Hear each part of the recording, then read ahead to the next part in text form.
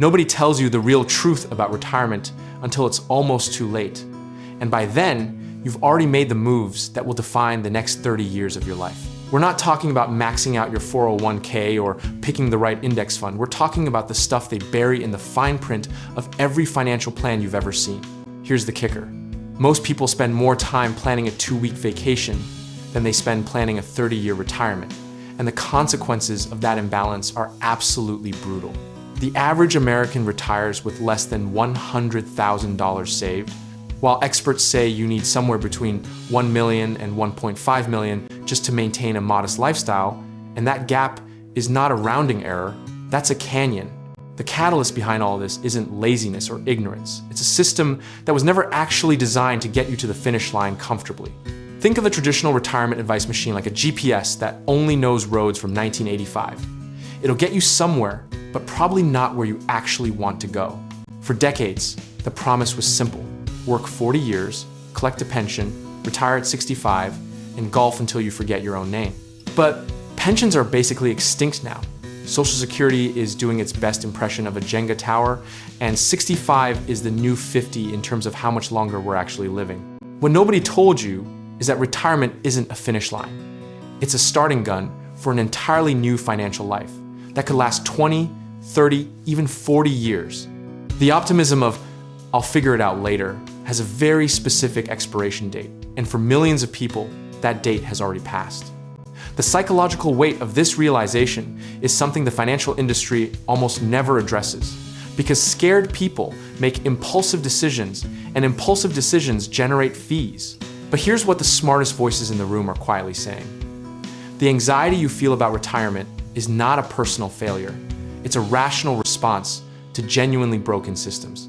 Historically, every generation has faced its own retirement crisis. Dressed up in different clothes, the Great Depression wiped out savings, inflation torched purchasing power in the 70s, and 2 market crashes in the 2000s erased decades of progress for millions of near retirees. Each time, people said, "This feels different." And each time, the underlying pattern was the same. Those without flexibility got crushed, and those with diversified, disciplined strategies came out the other side. Here's the anecdote nobody puts in a podcast. A retired teacher once told me she wished someone had explained that her biggest retirement expense wouldn't be housing or food, it would be healthcare, which now runs the average retired couple over $300,000 over the course of retirement. She found that out not from her financial advisor, but from her first hospital bill at 68. The broader cycle is predictable people underestimate longevity, overestimate returns, and completely ignore inflation, and this pattern has repeated itself across every generation since Social Security was invented in 1935. The community of seasoned retirees and financial planners who have lived through multiple cycles will tell you the same thing.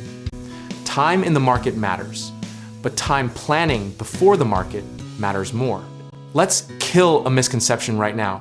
You do not need to be rich to retire well, but you do need to start earlier than feels necessary and diversify further than feels comfortable. The idea that real estate, side income, or alternative assets are too complicated is the financial equivalent of saying vegetables are too hard to cook. It's an excuse dressed up as a barrier. The practical lesson history hands us over and over is this. The people who retired with dignity weren't necessarily the highest earners. They were the most consistent actors, small contributions, held long, spread across multiple asset classes, with expenses ruthlessly managed, moderate risk, taken early and often, with position sizes that let you sleep at night, beats concentrated conviction every single time. Discipline is the only variable you actually control in this equation, and sizing your exposure so that no single bad year ends. Your strategy is the closest thing to a retirement superpower that exists. Process, patience, and consistency aren't glamorous, but neither is running out of money at 79. So pick your heart. Here's the philosophical truth that ties all of this together. Retirement planning isn't about predicting the future. It's about building a life resilient enough to survive whichever future actually shows up. Whether markets soar or stumble, whether inflation spikes or cools, the people who prepared rationally and broadly are the ones who get to make choices instead of absorb consequences. And if you're sitting there feeling behind, that's okay. The second best time to start is always right now. and right now has an incredible track record of being better than someday. Whether you're thinking real estate, alternative income, or simply finding the right lending strategy to unlock your next move, check out our links in the description below and let us help you get started.